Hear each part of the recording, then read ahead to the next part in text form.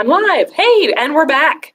Sorry about that. We wanted to be able to answer questions in live time, and nothing was coming in. So hopefully we fixed that problem now.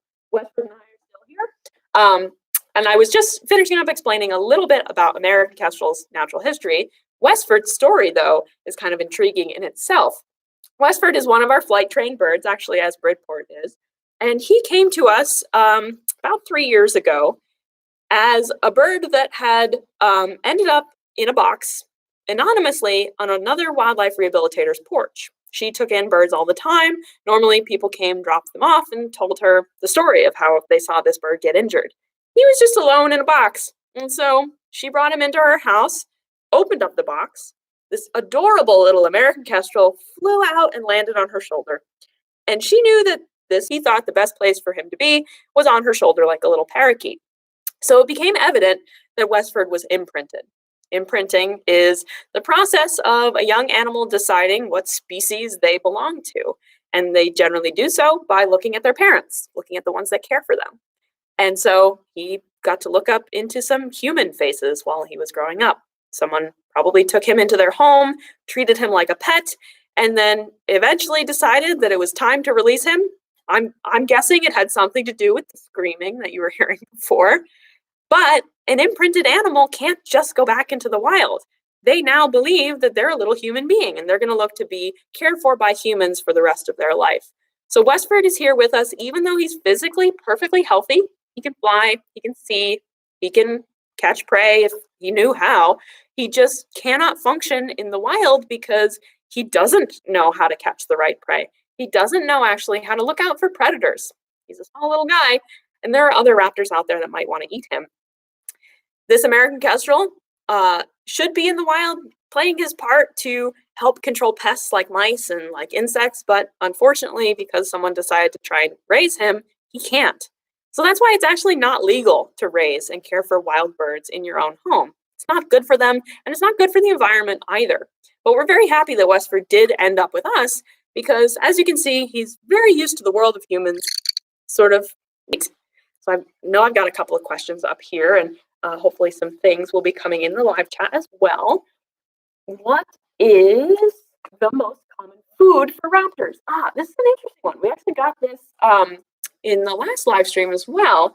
And I would have to say it depends what raptor you're asking. The most common food that an American kestrel finds itself eating, numerically, so if you were to count the different types of food that they eat, is insects. He actually eats a lot of grasshoppers, dragonflies, caterpillars in the wild, and that's also what he would be feeding his young if he had a family to feed them. So in terms of the number of prey items, the majority of it is insects. You need to catch all that many voles in order to have enough to eat or have enough to provide for his family, and one vole outweighs a lot of insects. So it depends on how you count, really, what is the most common food. If you're asking osprey, though, the most common food that they eat is fish. Probably a bald eagle would have the same answer. Do scientists collect info about raptors? Ludlow Elementary School, 4th grade. Thank you for that question.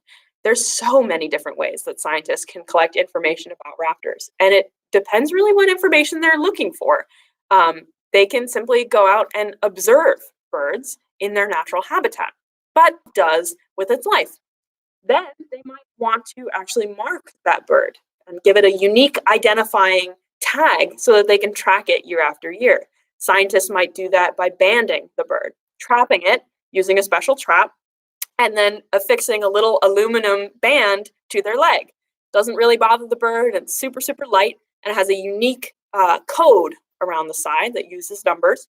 And those bands will help tell the scientist what eventually happened to the bird once the band is recovered. There are millions upon millions of birds that have been banded by licensed bird banders. And unfortunately, only about 0.1% bands are ever recovered, which gives you a really good idea of how little we know about birds, but how much we're trying to learn.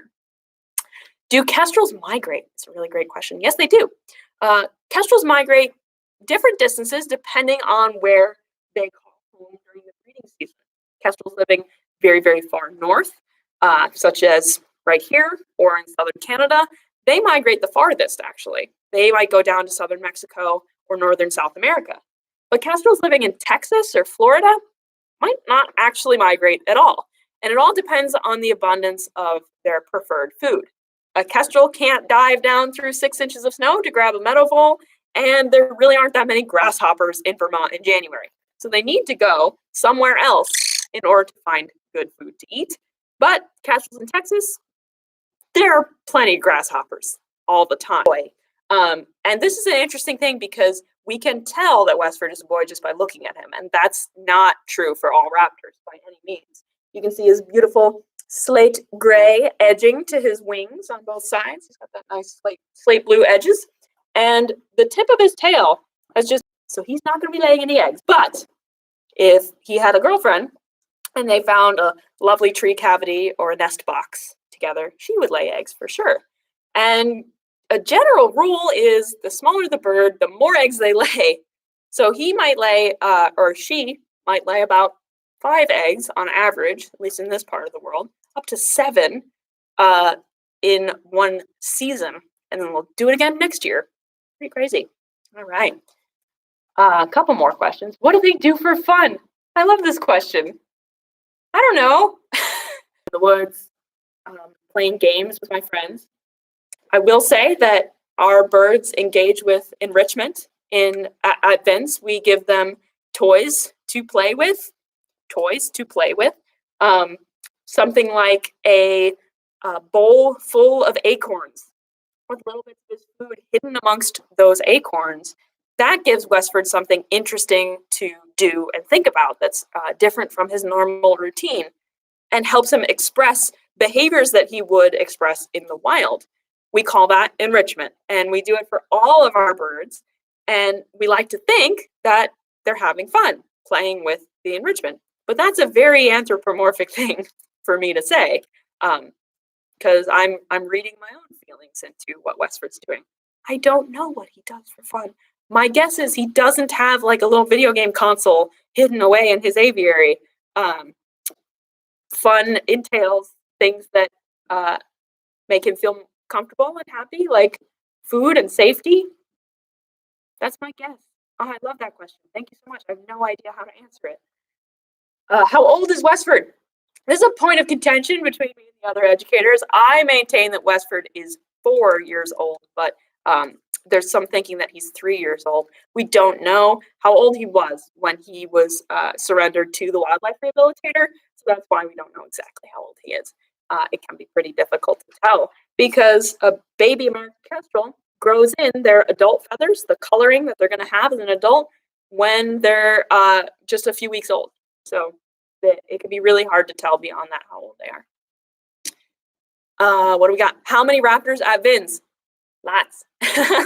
We have currently 28 raptors on exhibit, and that includes the ravens, mind you. And so they actually don't count as raptors in the definition of raptors, even though they're in our raptor enclosures. So 26 to be technical about it. We have another 16 on our education team. Westford and Redport are members of our education team, as well as 2 raptors in retirement. So that had been part of our education team, but have retired to a life of luxury where they don't have to do any education anymore. So put it all together, 26 and 2 and 16 is 46, right? No, 44. Yeah. 44. Tell me if I'm wrong in the live chat. All right, wonderful. So Westford's had his time in the sun. I'm going to sneak him back in his crate and get the very last ambassador we're going to meet. And feel free to keep posting those questions.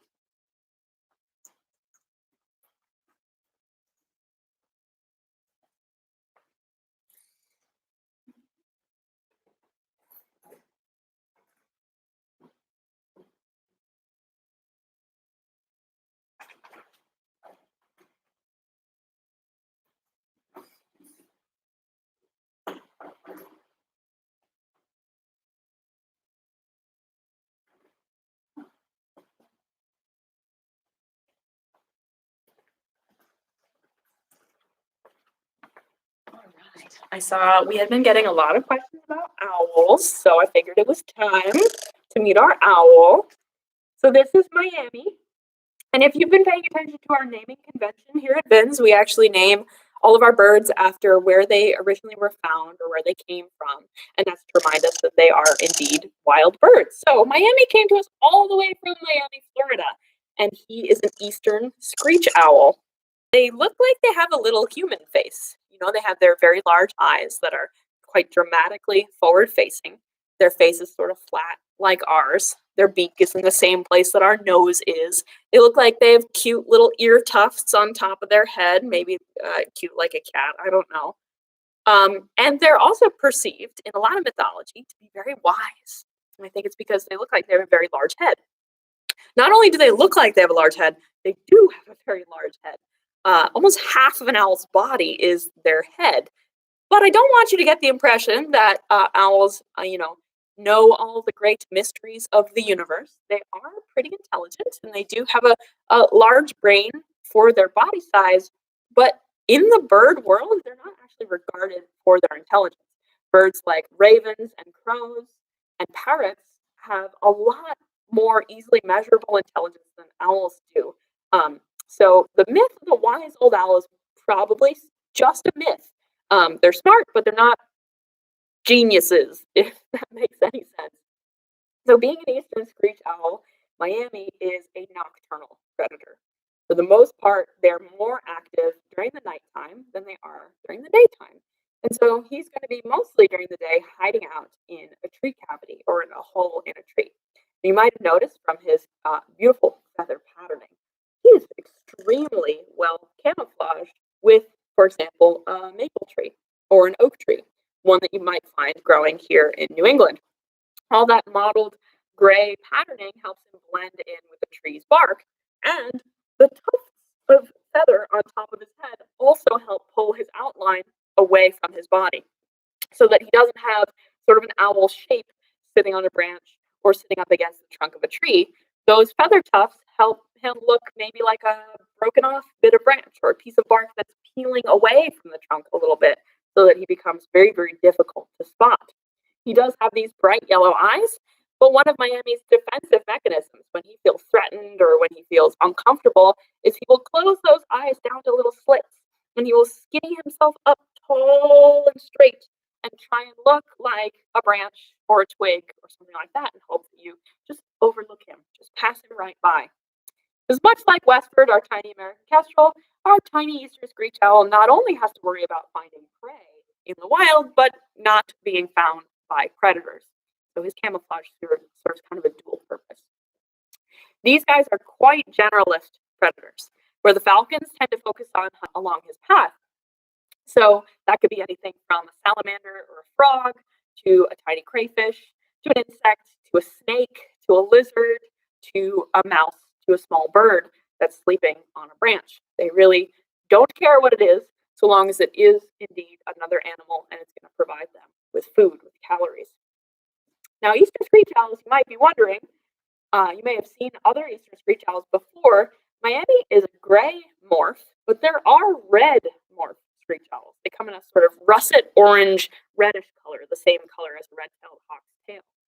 The two different color morphs are not two different species. They are the same species of eastern screech owl, and they can interbreed, and they often do. You can have a male red morph mated to a female gray morph, and their nest will be full of red and gray young. There are intermediate morphs as well. There's kind of a cinnamon brown morph. But the purpose of all these different colorations is that the environment changes all the time. And it's also different geographically. Down in the south, the red morph screech owls are more common because the tree bark that they blend into best has sort of got a reddish tinge to it. And up here north in New England, we tend to have more gray morph screech owls because the grayer bark blends better with their gray feathers. But things change all the time, as we're seeing right now.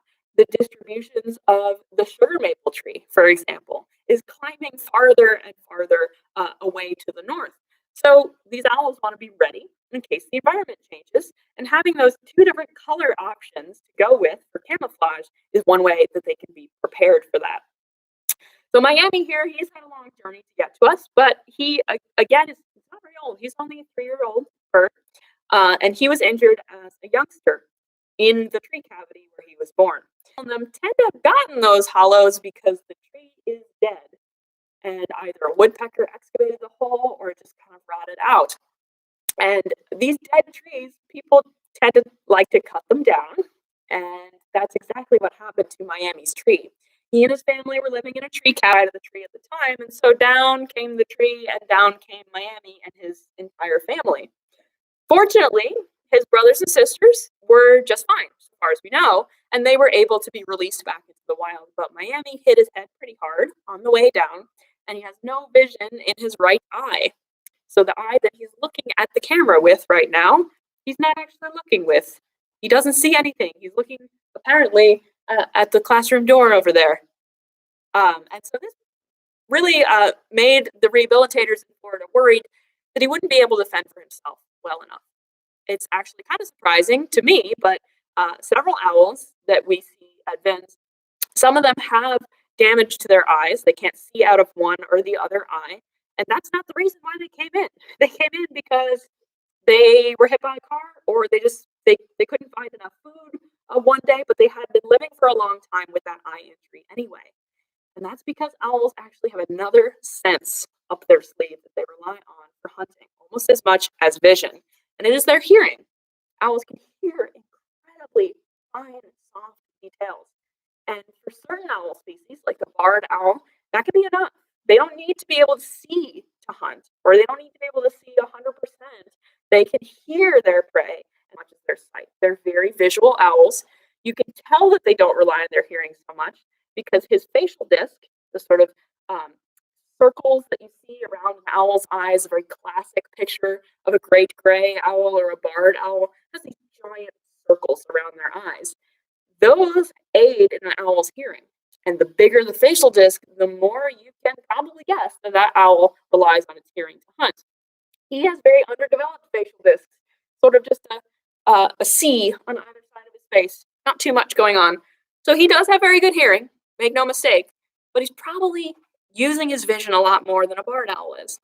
Given that Miami can't see 100%, we were uncomfortable releasing him into the wild, and that's why he is an ambassador now. All right, it's a little about Miami and screech owls.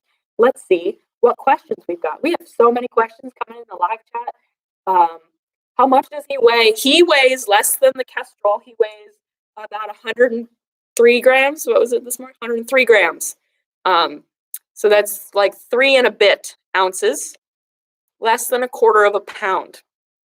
Good question. How tall is the owl? I love this question. I get this question a lot. He's this tall. Look at him. I don't know.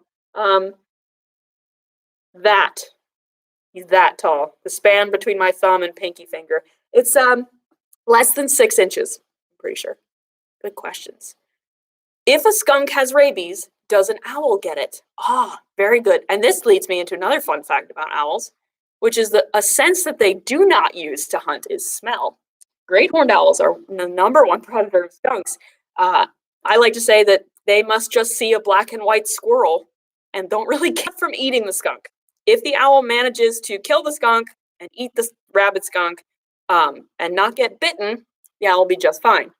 If the owl gets bitten by the skunk, that's how rabies is transmitted, and it's totally possible that the owl would contract rabies from that. It's incredibly rare in birds, and it tends not to be as dangerous in birds as it is in mammals, dangerous for them or dangerous for humans. Birds are a dead-end host of the rabies virus. They can't transmit it. So you don't have to worry about getting rabies from an owl. Just tuck that at the bottom of the worry pile. What climate do they live in? Our climate. All climates. No, not all climates.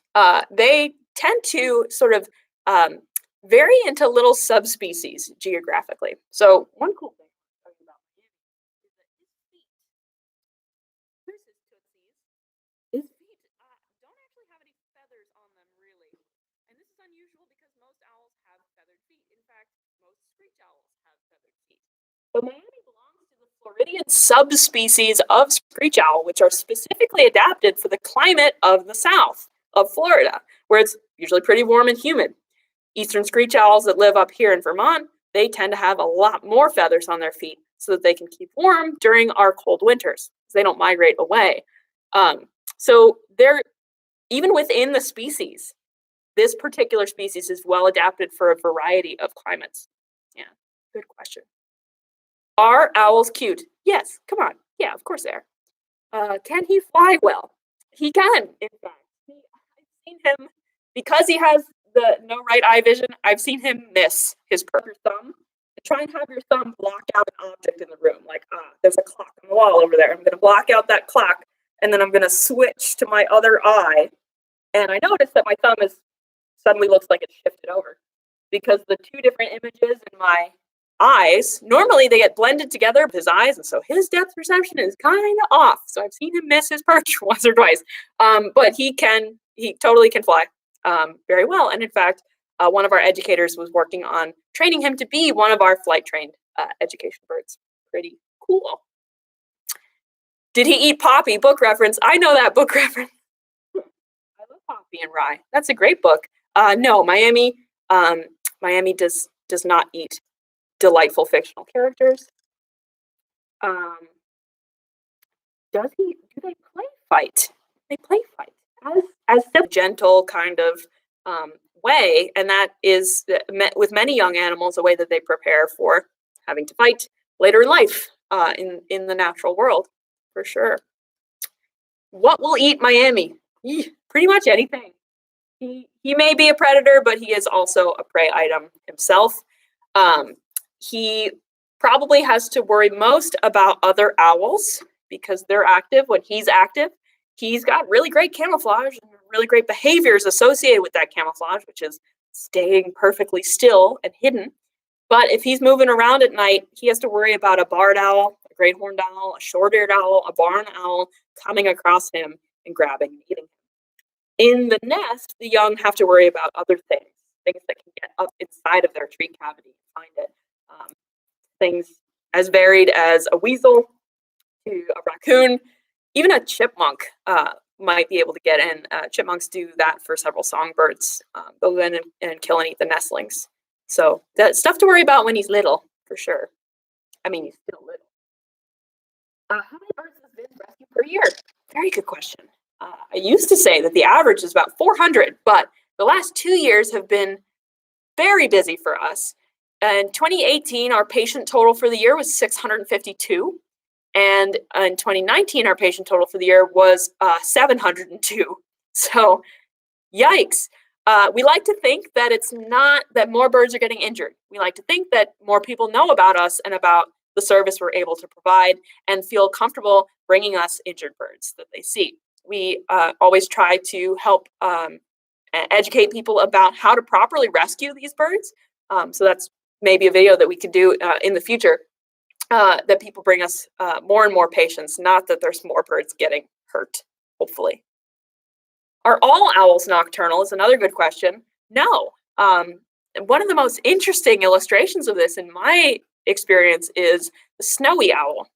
Snowy owl is a high Arctic bird. Snowy owl shares its habitat for half of the year with the rough-legged hawk, the first bird that we met, and for the other half of the year just has it to itself. Snowy owls live on the pack ice in the far, far northern reaches of our planet. And think about what it's like in the summer in the highest latitudes. They say Alaska is the land of the midnight sun. The sun never sets during a period of time in the summer in the Arctic. So if you're an owl and you're in the Arctic in the summer and the sun never goes down, you better be willing to hunt during the daytime or you're not going to hunt. So snowy owls are actually somewhat diurnal, nocturnal, and research has shown, Bridport's actually sitting on a perch over there, and Miami has just spotted her. This whole time he's been not aware that there's a hawk over on the other side of the room, but he has just become aware of her, and you'll notice how he slitted down his eyes, really, really tiny, and he got skinny. He's trying to hide from the hawk that can't get to him, don't worry. But they do say, researchers do say that snowy owls hunt during theoretical night, which is when it would be night. in more southerly latitudes is when snowy owls are most active. So Theoretical Night, great band name. You can just have that one. Do owls have bones in their neck? Yes. In fact, they have a lot of bones in their neck. They have more than we do. Humans, because we're mammals, we have 7 bones in our neck. You can feel them going down the back of your spine like that. 1, 2, 3, 4, 5, 6, 7. Owls have 14. So if you think about a stack of blocks, you stack 7 blocks high. That's a reasonably wobbly tower. You've got a little bit of movement there. If you stack 14 blocks, it's a very wobbly tower. There's a lot more joints of motion there. So that's how owls are able to turn their heads so far around. Now that Miami is super duper focused on Bridport, I can actually turn his body a little bit. There you go. Oh, one eye open. I can turn his body because he's so focused on the hawk over there, and you can see how far his head goes. We're almost doing a 180 there because of that abundance of neck bones that he has. All right, we can do one more question. Why does he blink so much? I wonder that too. It's one of the, when we record the behaviors of our birds, we can track them, how well they're doing with different training things. Miami's comment section always has the word blinky somewhere in it. He's very blinky. And it's kind of a mechanism. Miami doesn't spend a lot of time in this room, so it's kind of uncomfortable here. And also it helps protect him in case something should happen. So because he's uncomfortable, because he's worried, maybe something weird's gonna happen here, he wants to make sure that his third eyelid, which is what he's blinking the most, is covering his eye in case something comes at his face, so that his eye remains intact. Good question, Mr. Blinky. Do you like teaching? Isn't it obvious?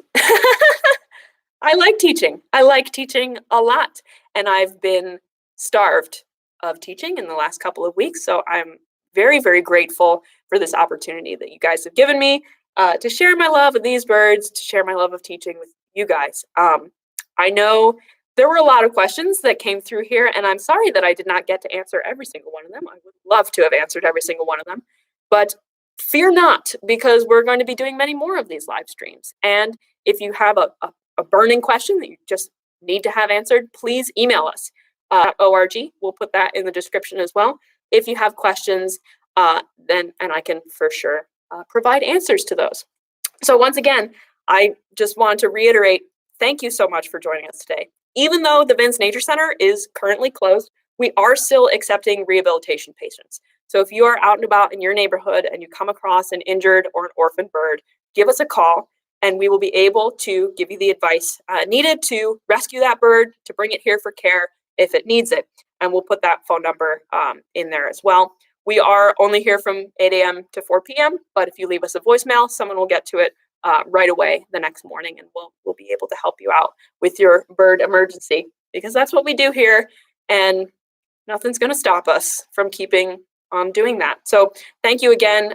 Please tune in for at 12:30 today. We're premiering a training session that we pre-recorded with some of our birds, so you'll get to see them doing some flights and some other interesting behaviors with a reptile, and that'll get posted on our YouTube channel as well. So once again, thank you so much. I miss you. I hope you're doing well, and enjoy the rest of your day. Ooh, Ed.